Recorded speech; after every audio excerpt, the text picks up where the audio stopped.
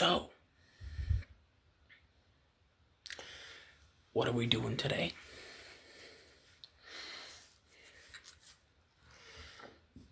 As you already know, full credit goes to IMR Scary Tales. We're gonna wait till some people get into the live stream.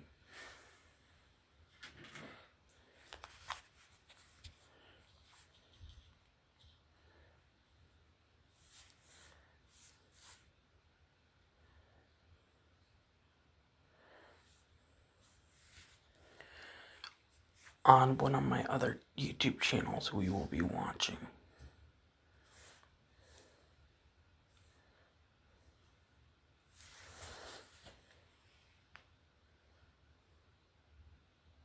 there we are right there.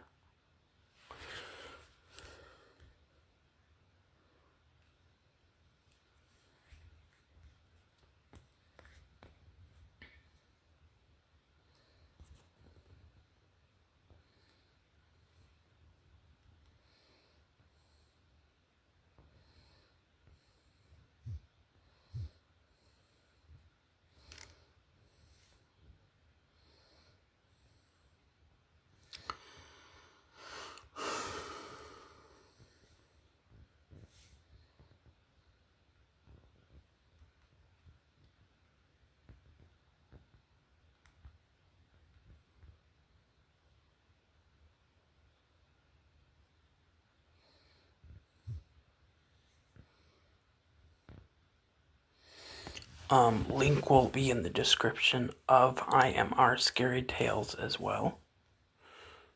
And it will also be in the comment section.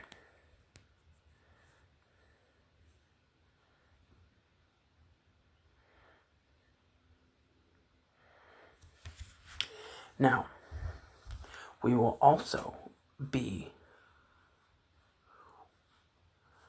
reacting to two of them. The new one here.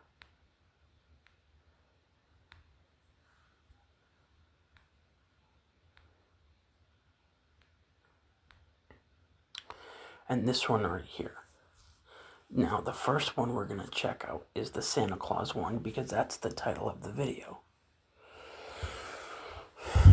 Without further ado, without wasting your time, let's get into this. And there will be ads. I can't pause this at all, so it's okay. Burst into fists as the man grinned down at him, too wide, too forced. Then Morgan flinched. It was subtle, but I saw it. A small, almost imperceptible jerk, as if something had startled him.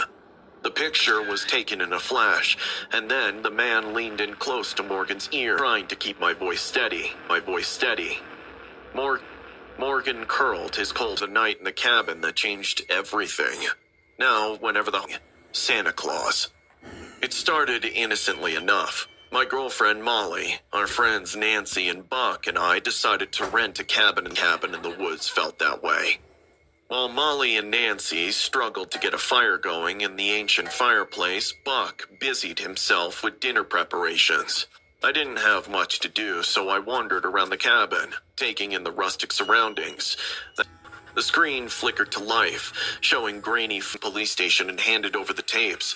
What we learned there made my blood run. Connor was questioned, but he denied knowing anything about the tapes. Whoever me. Now, every time I see Santa Claus, I don't see a jolly... It felt like the world had lost its color. That December, I placed the letter on my windowsill. But that night, as I lay in bed, something strange happened. A shadow appeared on the wall, growing larger and darker until it took the shape of a man. No, not a man. It looked like Santa, but not the jolly figure I'd imagined. This shadow was tall, looming, its eyes glowing like embers in the darkness. Santa? The shadow nodded, though it didn't speak. I was terrified, but also hopeful. I didn't know what was happening, but I felt like my wish was about to come true. The shadow stretched out a hand, and suddenly she was there. My mom, standing at the foot of my bed. I could hardly believe it, but something was wrong. She wasn't the mom I remembered. Her skin was pale, almost white, like rice paper.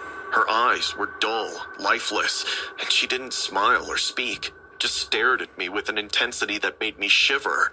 But I didn't care. She was here. She was real. I jumped out of bed and hugged her, but she didn't hug me back. Her arms hung limply at her sides, cold as ice. Responded. When we went down for breakfast the next morning, she sat at the table, staring at the food but not touching it. I couldn't wait to see Dad's reaction, but it was strange. "Dad, isn't it great? Mom's back!" He looked at me, confused. "Ethan, what are you talking about?" That's when I realized that he couldn't see her. She was only visible to me. As the days passed, my mom started asking me for strange things. She wanted locks of my hair, bits of fabric from my clothes, even my favorite toys. Every time I gave her something, she seemed to become more lifelike. Her skin gained a faint blush, and her movements became smoother. But with each gift, something dark. Soon, Ethan. Soon. We'll be together forever. One night, she told me that we were going to celebrate her birthday. She led me to the living room, and what I saw there made my blood run cold. The room was filled with symbols I didn't understand, drawn in chalk on the walls and floor. Candles flickered in a circle around us, casting eerie shadows that danced like living things. "Mommy, what is this?" She smiled again, that twisted smile, and began chanting visible ropes, and I hung there, helpless, as my mom, no, the thing that looked like my mom, transformed before my eyes. Her skin peeled away, revealing something dark and twisted beneath, a creature of nightmares. Its eyes glowed white, and its mouth stretched into a grin. "No, please stop!" It laughed. I knew then that this wasn't my mom. It was some demon, something ancient and terrible, wearing her face like a mask. Looking back, I now realized that I was probably its final offering, the last piece it needed to fully enter our world. Just as it was about to strike, the front door burst open. My dad stood there, his face pale with shock. He took one look at the scene before him and ran straight at the creature, clutching us to do a different stare. Whatever that creature was, it was gone. To the next one in just a few seconds. If you got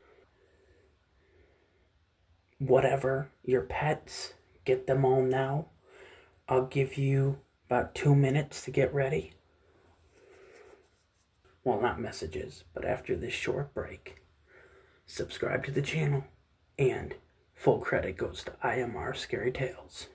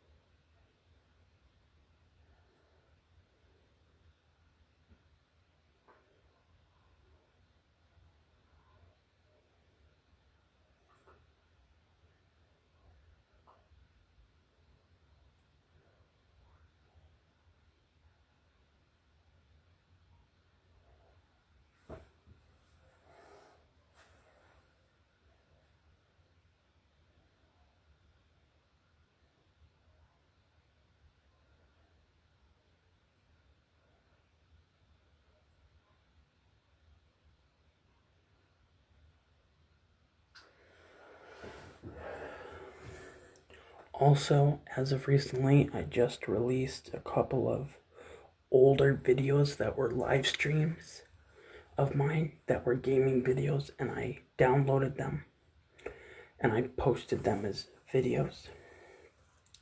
I will be doing that a couple of times, so stay tuned for that. And please go ahead and watch some of my old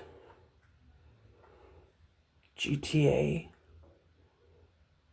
The Last of Us, Dying Light, Fortnite, the gas station simulator.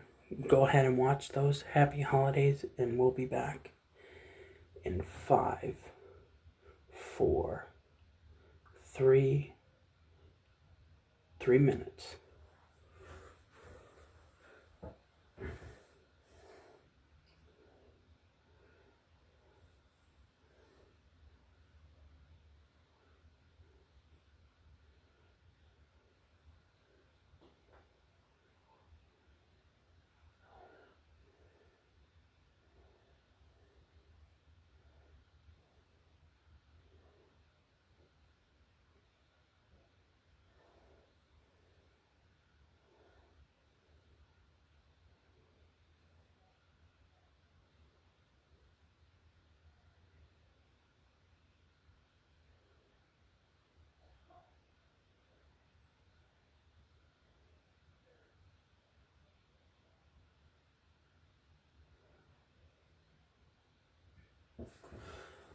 Don't forget to go to my About page and follow me on social media.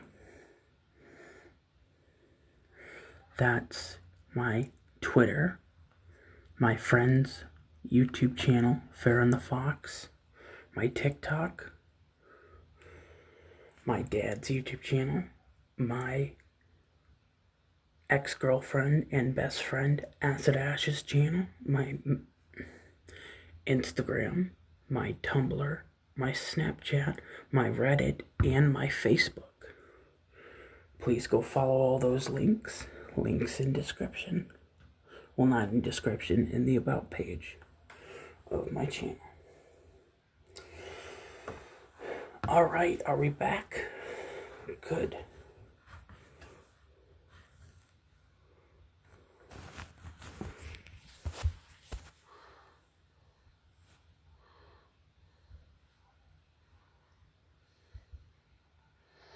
Here we go.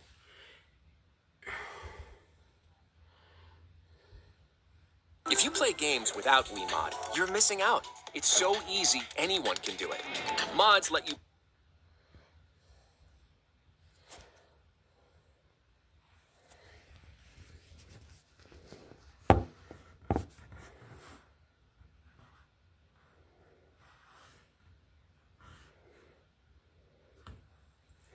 And we're back in 5.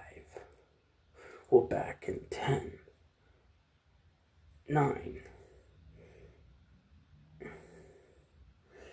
8, 7. Wait, hold on. We're back in 10, 9. Wait, 10, 9, 8, 7, 6, 5, 4, 3, 2, 1, and we're back. Again, full credit goes to IMR Scary Tales. This one is 3 true winter horror stories animated. 16 minutes and 37 seconds, but because this is a live stream, it's longer because we already reacted to one thing. Link will the live stream. Thank you so much for watching. 2 people just subscribed to my channel, so we're up at 378 subscribers. We're trying to get to 400 before my birthday. Laid out with logs. By the time we unpacked and settled in, telling him he was being disrespectful, but he just waved me off. It was like scratching, the kind of sharp, repetitive noise that skipped right into the woods, motionless. His breath was visible in the air, and I could hear that scratching sound, louder, like nails on stone. Stefan, what are you doing? He didn't answer. The scratching grew louder, a horrible grating noise that made me feel like I was losing my mind. It wants to come out. His voice was flat, almost distant, like he was in some kind of trance. I grabbed his arm, trying to shake him out of it. Come back right now. Something isn't right. The grave. It wants to come out. He pulled away from me and ran towards the grave. I followed him, the snow stinging my face as I stumbled after him. He dropped to his knees, clawing at the snow, his hands bare as he dug into the frozen ground. Stop it! Stefan, stop! I tried to pull him away, but he was strong, stronger than I'd ever seen him. His nails were breaking, his fingers. And then I saw it, black. Finally, Steven stopped, looking at us. Could be the altitude, or maybe we're just tired. We both tried to laugh, but it fell flat. Something wasn't good. That's when I heard it. Footsteps. Not faint, distant ones like before, but deliberate, crunching through the snow right outside the tent. I heard a soft scratching sound, not like an animal. No, this was different, like fingers trailing along the side of the tent. I fumbled for my flashlight, the beam shaking as I pointed it at the fabric. Nothing. But the scratching continued as soon as I turned it off, low, methodical. I didn't dare move. Suddenly, there was a loud thud against the side of the tent, like something or someone had slammed into it. I jumped, my flashlight slipping from my grasp. What the hell was that? John was awake, wide-eyed and pale. Before I could answer, the thudding came again, harder this time. The entire tent shook. I don't know, I whispered, but we need to get out of here. We grabbed our flashlights and unzipped the tent just enough to peek outside. The snow was untouched, pristine, like no one had been there. But the sound, those footsteps, the scratching, it had to be real. I could feel it in my gut. I'm getting creeped out, man. Let's just wait it out.